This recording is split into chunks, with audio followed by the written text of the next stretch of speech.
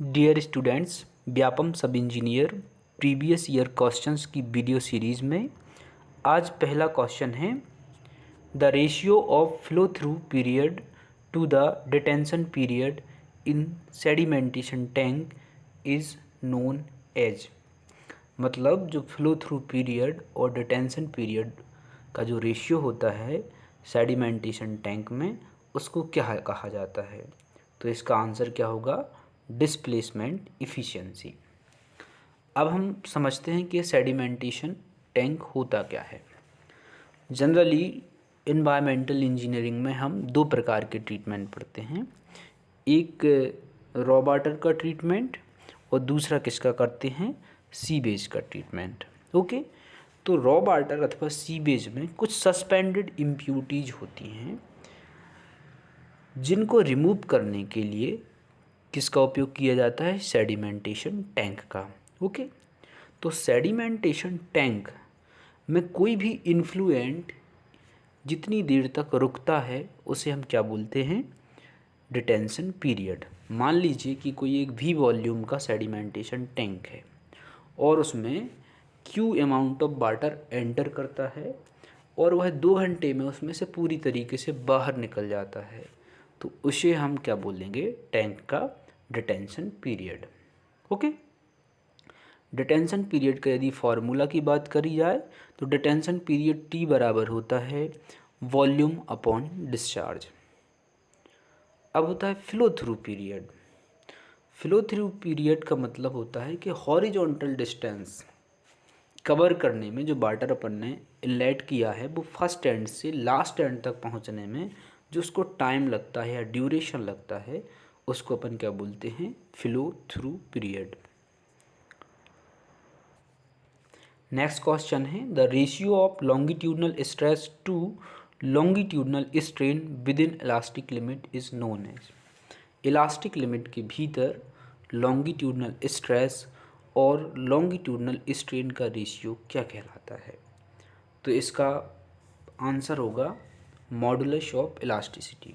क्योंकि हम जानते हैं कि इलास्टिसिटी बेसिकली किसका रेशियो होता है?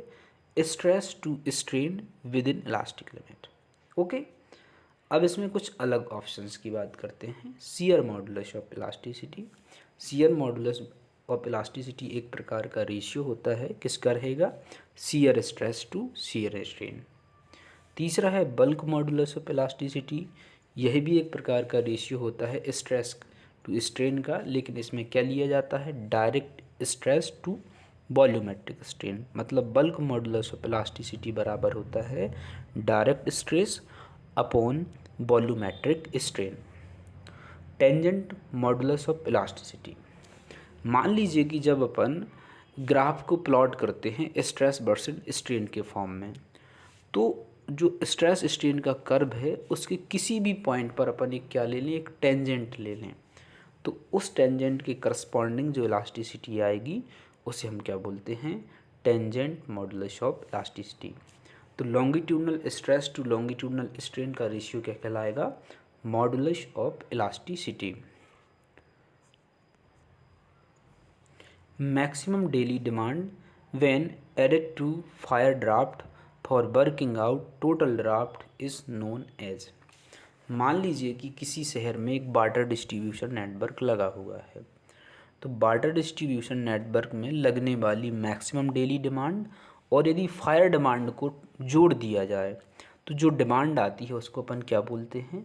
वो कहलाएगी कोइंसिडेंट ड्राफ्ट। यानी कोइंसिडेंट ड्राफ्ट बराबर होता है maximum daily demand plus fire demand या fire draft. The book in which chain और tape measurement are entered in is called. एक ऐसी बुक जिसमें चेन और टेप के मेजरमेंट को एंटर किया जाता है या लिखा जाता है, उसको कहते हैं फील्ड बुक। इसका आंसर क्या होगा? Field book. The lower edge of inclined roof truss surface of a pitched roof is termed as. जो हमारे पिच्ड रूप या स्लोप रूप होते हैं, तो उनकी जो लोअर एज होती है उसको अपन क्या बोलते हैं? ईव्स बोलते हैं। क्या बोलते हैं? ईव्स। अब यहाँ पे क्या होता है, गैबल। जब आपने देखा होगा कि जहाँ पर भी स्लोप्ड रूफ बनाते हैं तो जो शॉर्टर स्पान की बाल होती है स्लोप्ड रूफ के पास में ट्रायंगुलर पोर्शन जो होता है स्लोप्ड रूफ की छत में कि नीचे जो बॉल बनाई जाए शॉर्टर स्पान में, और जिसका शेप कैसा रहता है, ट्रायंगुलर शेप का रहता है रूफ के पास में, उसको अपन क्या बोलते हैं, गैबल बोलते हैं। राइज ऑफ ट्रस क्या होता है कि जो टाई बीम से लेकर जो रिज है वहाँ तक की जो वर्टिकल डिस्टेंस होती है वो कहलाता है rise of truss. Nagpur road plan formula is prepared assuming this road pattern. जो basically first 20 year road plan या नागपुर रोड प्लान होता है जिसे 1943 में बनाया गया था, और इसका ड्यूरेशन क्या था, 1943 से 1963। तो इस ड्यूरेशन में जो नागपुर रोड प्लान था उसमें जो कौन सा पैटर्न अडॉप्ट किया गया था रोड डेवलपमेंट का, तो इसका आंसर क्या होगा, स्टार एंड ग्रिड पैटर्न। क्या होगा, star and grid pattern. The average height of sea for all stage of tides is termed as.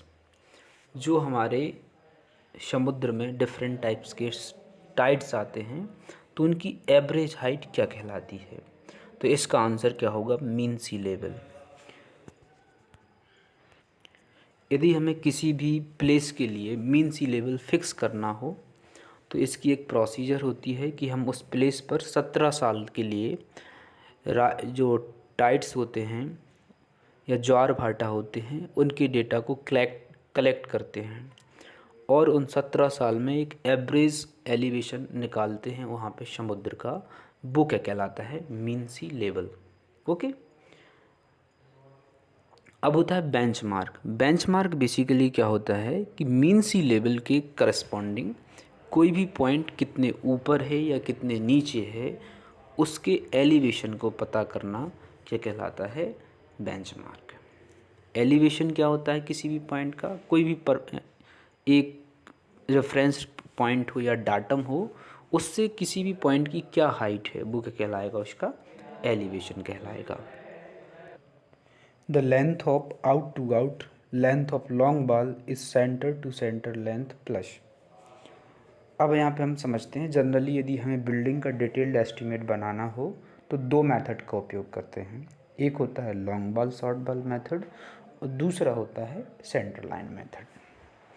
Generally जो सेंटर लाइन मेथड होती है यह एक क्विक मेथड होती है डिटेल्ड एस्टीमेट प्रिपेयर करने की। इसका सबसे बड़ा फ़ायदा यह होता है कि हमारी बिल्डिंग के जो रूम हैं या उसका शेप किसी भी प्रकार का हो उसके लिए सूटेबल होती है। जैसे शेप से मतलब हो सकता है कि बिल्डिंग स्क्वायर शेप की हो, रेक्टेंगुलर शेप की हो, सर्कुलर शेप की हो, ऑक्टागोनल शेप की हो, मतलब किसी भी टाइप का ज्योमेट्रिक शेप हो। सेंट्रल लाइन मेथड के द्वारा उसका अपन डिटेल्ड एस्टीमेट प्रिपेयर कर सकते हैं। लेकिन जो हमारी long wall short wall method होती है इसके साथ एक लिमिटेशन यह है कि यह केवल रेक्टेंगुलर या स्क्वायर शेप की यदि बिल्डिंग होगी उसके लिए ही सूटेबल रहता है।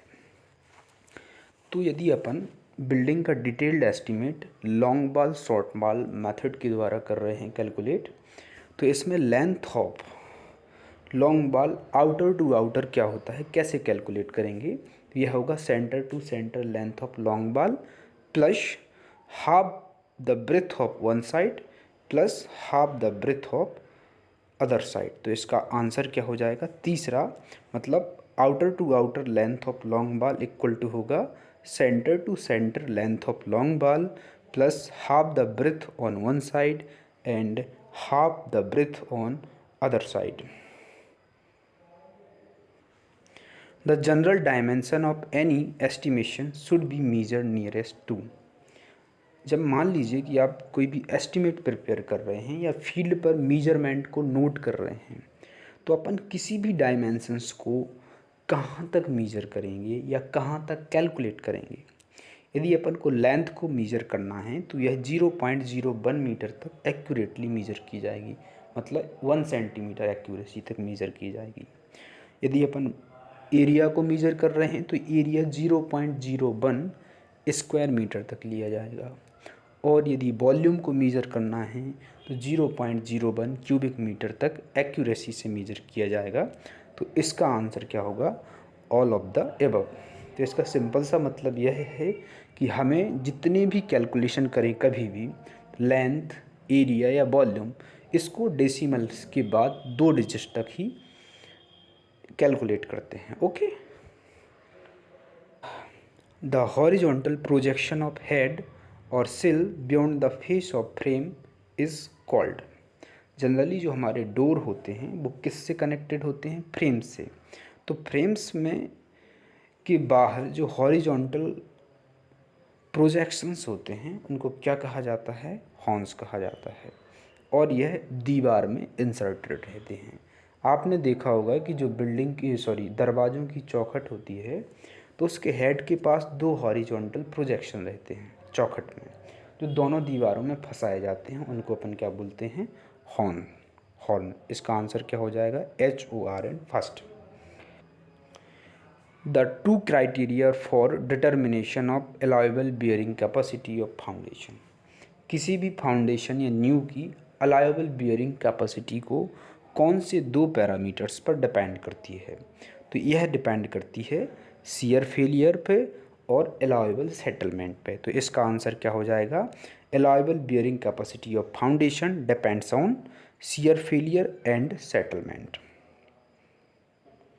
The proportion of cement concrete in foundation. Generally अपन जो फाउंडेशन बनाते हैं बिल्डिंग की तो उसमें एक बेस कोर्स देते हैं लीन कंक्रीट की। तो उसमें सीमेंट कंक्रीट का क्या रेशियो रखा जाता है? यह रखा जाता है 1:4:8 या 1:4:8 जो होता है वो किसका नॉमिनल मिक्स होता है? M5 का। ओके। M यदि 10 की बात करी जाए तो M10 क्या होता है? 1:3:6। M15 की बात करी जाए तो यह होता है 1:2:4। M20 1:3। M25 क्या होता है? 1:1:2। जहाँ पे पहला है सीमेंट, सेकंड सैंड और तीसरा किसको रिप्रेजेंट करता है? एग्रीगेट या मेटल को रिप्रेजेंट करता है। The assembly of styles, panel and rails is known as. जो हमारे दरवाजे होते हैं उनमें स्टाइल, पैनल और रेल से मिलकर जो इनका कॉम्बिनेशन होता है उसे अपन क्या बोलते हैं? शटर।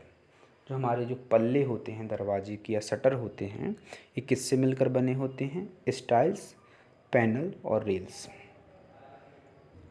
पैनल में या शटर में रेल्स होते हैं हॉरिजॉन्टल मेंबर, स्टाइल्स होते हैं वर्टिकल मेंबर्स, और जो पैनल्स होते हैं रेल्स और स्टाइल के बीच में जो ब्रैकेट होते हैं फ्रेम के वो क्या कहलाते हैं? पैनल्स।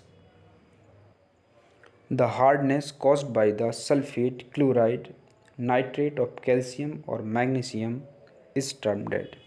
जो वाटर में एक ऐसी हार्डनेस जो सल्फेट, क्लोराइड, नाइट्रेट, कैल्शियम और मैग्नीशियम के सल्फेट, क्लोराइड और नाइट्रेट्स के कारण होती है उसको अपन क्या बोलते हैं? Permanent hardness. और किसी भी रॉ वाटर में कितनी परमानेंट हार्डनेस है इसको कैलकुलेट करने के लिए कौन सी मेथड उपयोग की जाती है? EDTA method. क्या बोलते हैं? EDTA method. The stream that do not receive any base flow contribution are termed as. मतलब कोई भी नदी या स्ट्रीम में किसी भी प्रकार की यदि बेस फ्लो नहीं होता है तो उस नदी को अपन क्या बोलते हैं? एफीमीरल स्ट्रीम। क्या होगा उसको? एफीमीरल स्ट्रीम। अब यहाँ पे होता है पेरिनियल स्ट्रीम। किसी भी नदी को वार्षिक नदी या पेरिनियल स्ट्रीम कब कहा जाएगा या 12मासी नदी कब कहा जाएगा? मान लीजिए कि कोई एक शहर है, ओके, हम एक नदी से उसमें ड्रिंकिंग वाटर की सप्लाई कर रहे हैं उस शहर में। तो यदि नदी में जो हमारा गर्मियों का सीज़न होता है, समर सीज़न में जब किसी भी प्रकार की बरसात नहीं होती है तो यदि उसमें इतना सफिशिएंट पानी हमेशा बहता रहे जो शहर की वाटर डिमांड को पूरा कर सके, उसे क्या बोलेंगे अपन? Perennial river for the city. मतलब पेरिनियल रिवर से मतलब एक ऐसी रिवर होती है यदि हम उस रिवर का वाटर किसी एक स्पेसिफिक पर्पज़ के लिए कर रहे हैं, जैसे इरिगेशन हो सकता है या वाटर सप्लाई। तो इतना पानी हमारे ड्राई सीजन में यदि उसमें हमेशा अवेलेबल रहे और कंटिन्यू उसमें फ्लो बना रहे थ्रू आउट द ईयर, तो उसको अपन क्या बोलते हैं, पेरिनियल रिवर। इंटरमिटेंट स्ट्रीम क्या होते हैं, इन स्ट्रीम्स में केवल जो हमारी डिमांड के लिए जो वाटर होता है वो रैनी सीजन में उपलब्ध होता है या पूरे साल उपलब्ध नहीं रहता है, उसे हम क्या बोलते हैं, इंटरमिटेंट स्ट्रीम। और यदि कोई भी स्ट्रीम हो जिसमें किसी भी प्रकार का बेस फ्लो नहीं होता है तो उसे बोलते हैं अपन ephemeral stream. The formation of small patches of plaster swelling out beyond the plastered surface is known as. आपने देखा होगा कि जो प्लास्टर्ड सरफेस होती है उसमें स्वेलिंग के कारण जो प्लास्टर होता है उसमें क्या होती है, सॉइलिंग या फुलाव होता है। इसके बाद वो नीचे गिर जाता है और वहाँ पे एक पैचेस बन जाते हैं, गड्ढे टाइप के बन जाते हैं, उसको अपन क्या बोलते हैं, ब्लोइंग ऑफ प्लास्टर। और बॉल सरफेस से प्लास्टर का गिरना क्या कहलाता है, फॉलिंग ऑफ प्लास्टर। और यदि उसमें किसी प्रकार के क्रैक्स जनरेट हो रहे हैं प्लास्टर में तो उसे क्या बोलते हैं, क्रैकिंग ऑफ प्लास्टर। और इफ्लोरेसेंस क्या होता है, यदि उसमें यदि हमारा जो प्लास्टर्ड सरफेस है और वो वेदर के कांटेक्ट में है तो मॉइस्चर कंटेंट की एप्लीकेशन के कारण यदि उस पर सॉल्ट का डिपॉजिट होता है प्लास्टर्ड सरफेस पर तो उसे क्या बोलते हैं, इफ्लोरेसेंस ऑफ प्लास्टर। यदि आपको ये वीडियो पसंद आता है तो कृपया इस चैनल को लाइक, शेयर और सब्सक्राइब कीजिए। धन्यवाद।